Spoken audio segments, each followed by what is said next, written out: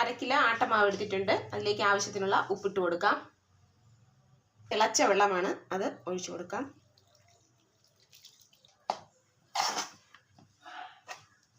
കയ്യിൽ പിടിക്കാൻ പറ്റുന്ന ചൂടാകുമ്പോൾ നമുക്ക് കൈ കൊണ്ട് തന്നെ നന്നായിട്ടൊന്ന് കുഴച്ചെടുക്കാം.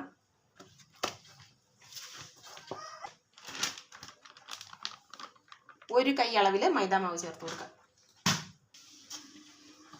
ഇപ്പം തന്നെ മാവ് നല്ല സോഫ്റ്റ് ആയിട്ടുണ്ട്. ഇത് അധികം നേരം പുളിപ്പിക്കുകയൊന്നും വേണ്ട, പെട്ടെന്ന് തന്നെ നമുക്ക് ചുട്ടെടുക്കാം. ഇത് റെസ്റ്റ് ചെയ്യാനൊന്നും വെക്കുന്നില്ല, എണ്ണയൊന്നുമില്ല. അതിനെ പെട്ടെന്ന് നമുക്ക് നല്ല ഹെൽത്തി ആയിട്ടുള്ള സോഫ്റ്റ് ആയിട്ടുള്ള ചപ്പാത്തി. ഒരു പാത്രത്തിൽ കുറച്ച് മൈദാമാവ് എടുത്തിട്ടുണ്ട്. മൈദാമാവിൽ നമുക്കൊന്ന് ഇതിനൊന്ന് ഡിപ്പ് ചെയ്തെടുക്കാം.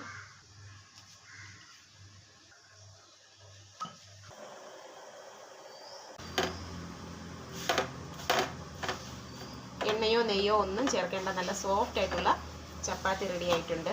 നല്ല